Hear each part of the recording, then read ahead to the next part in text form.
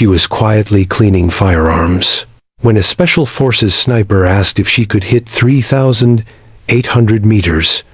The room froze the instant the question was spoken.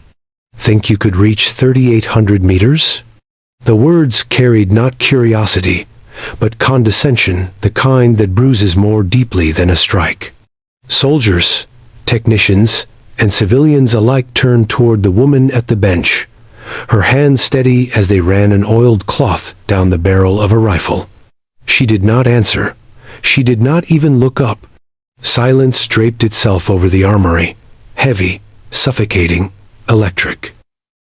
And in that silence lay the seeds of something no one in that room could have foreseen. She was not in uniform, not anymore.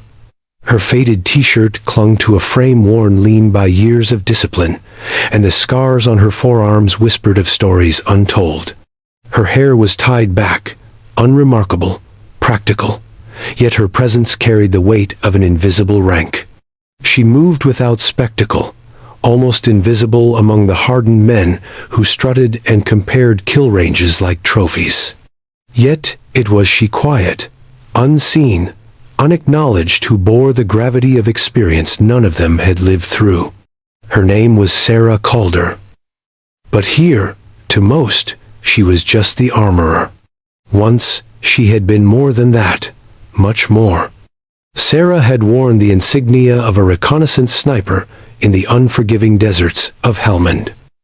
The heat had blistered her skin, the dust had clung to her lungs like a second enemy. She remembered the taste of metal in her mouth as she steadied her breathing, watching through the shimmer of mirages at men who hunted her brothers.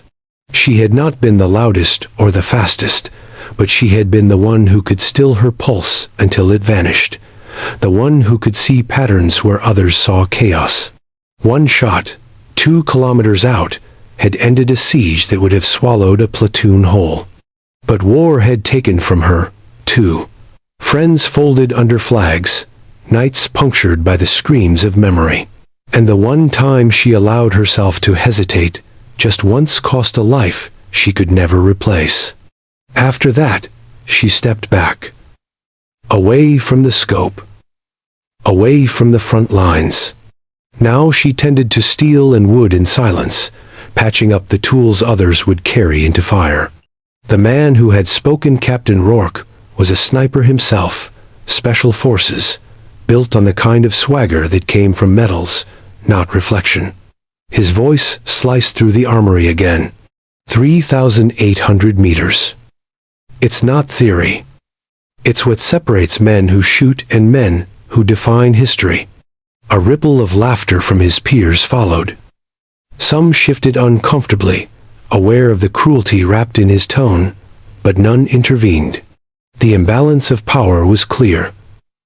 Rourke was celebrated, Sarah was forgotten.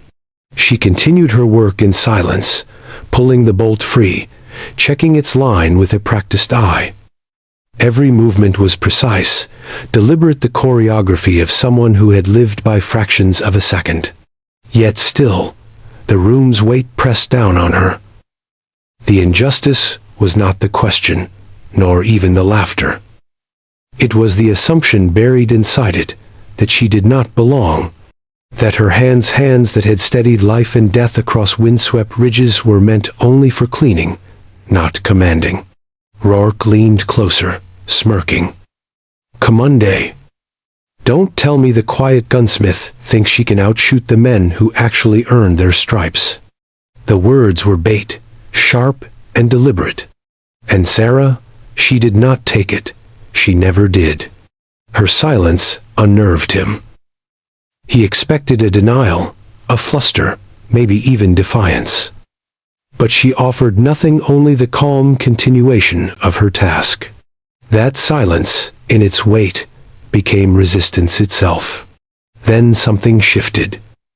One of the younger recruits, barely old enough to bear the weight of the rifle he carried, whispered under his breath. I heard she used to be one of them. Rourke scoffed, but unease flashed in his eyes. That whisper had planted doubt. And doubt, like a crack in glass, spreads. On the rack behind her sat a weapon unlike the others. Longer, heavier, its barrel glinted faintly under the fluorescent light. It had been set aside for calibration, a tool for ranges most dared not even attempt.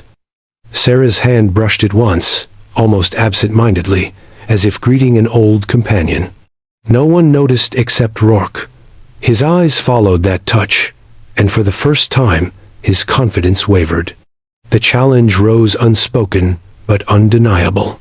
A hush swept over the room as Sarah set aside the rifle she had been cleaning and, with the same quiet dignity, lifted the long weapon from the rack. Her movements were slow, reverent. She did not boast. She did not announce. She simply stepped toward the open firing range, her footsteps measured, her gaze unshaken. A murmur rippled through the onlookers. Some leaned forward, curiosity overtaking skepticism. Others fell into shameful silence, realizing they had stood complicit while she was belittled. Rourke forced a laugh. "You can't be serious." But the tremor in his voice betrayed him. Sarah lay prone, settling into the earth as naturally as if it had always been waiting for her. She adjusted the bipod, her cheek settling against the stock. Her breathing slowed until it vanished, the world shrinking to a single line of sight. The target distant, impossible, nearly 4 kilometers out blurred into existence. She squeezed. Time itself seemed to hold its breath. And then the mark shuddered, struck with impossible precision. Gasps filled the air. A stunned silence followed, broken only by the whisper of disbelief. Sarah rose without a word, her expression unchanged. Her silence thundered louder than any boast could have. One by one, soldiers who had once overlooked her rose to their feet.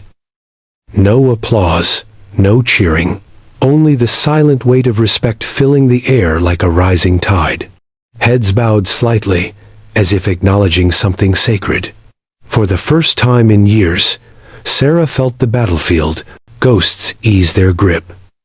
Not gone, never gone, but quiet, just for a moment, in the presence of recognition. She returned to her bench and resumed her work as if nothing had happened. The rifles still needed cleaning, the bolts still needed oiling. That was her duty now, and she embraced it without complaint.